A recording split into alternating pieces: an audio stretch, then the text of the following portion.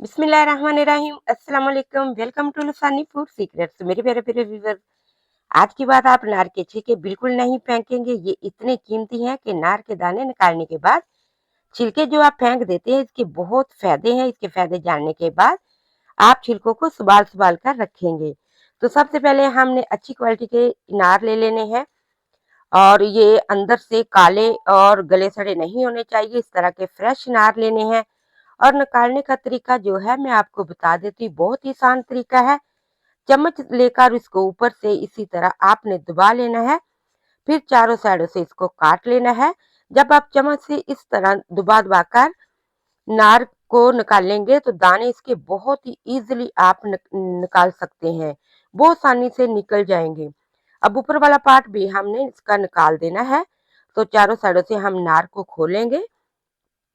तो ये इसको निकालने के बाद माशाल्लाह हमारा जो नार है अंदर से कितना फ्रेश खूबसूरत रेड निकला है। तो अक्सर हम चाट के लिए भी इसको इस्तेमाल करते हैं, जूसेस के लिए इस्तेमाल करते हैं, मगर इसके जो छिलके हैं वो हम फेंक देते हैं। तो आज इनके जो छिलकों के फायदे हैं जानकर हैरान हो जाएंगे, इतने इसके फायदे हैं। नार के दाने हमने निकाल लिए हैं और छिलकों को हम इसकी चाय बनाएंगे। चाय इतनी फायदेमंद होगी कि आप इसके फायदे सुनकर हैरान हो जाएंगे। यहाँ पर एक पैन ले लेंगे। पैन में मैं आधा लीटर यानी कि 3 कप के करीब पानी डाल रही हूँ। 3 कप पानी इसमें हम डालेंगे। बॉयल आने पर हमने ये छिलके इसके अंदर डाल देने हैं और इतना पकाना है कि ये 3 कप पानी में से 1.5 कप पानी बच जाए। तो मेरे प्यारे व्यूअर, इसको हिलाना है 2 से 3 मिनट तक। इसको मीडियम टू लो फ्लेम पर हमने इसको पकाना है। जब इसका 1.5 कप पानी रह जाएगा तो फिर हम इसको छान करेंगे। तो इनके छिलकों के कावे से गले का इन्फेक्शन, अंतों का जो इन्फेक्शन हो जाते हैं, यहाँ तक कि कैंसर के मरीज भी इसको पिए और ब्लड शुगर को बहुत जल्दी ये नीचे लेकर जाता है।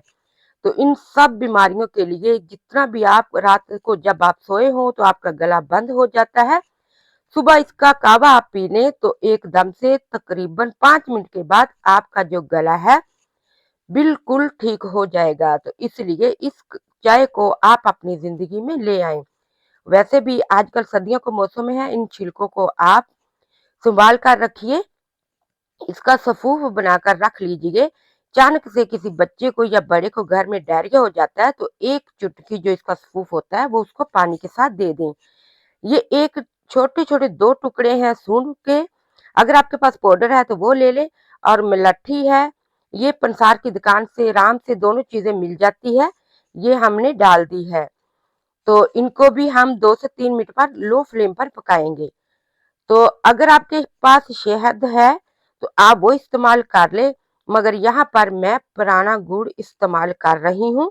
तो गुड़ को हम साथ ही पका लेंगे।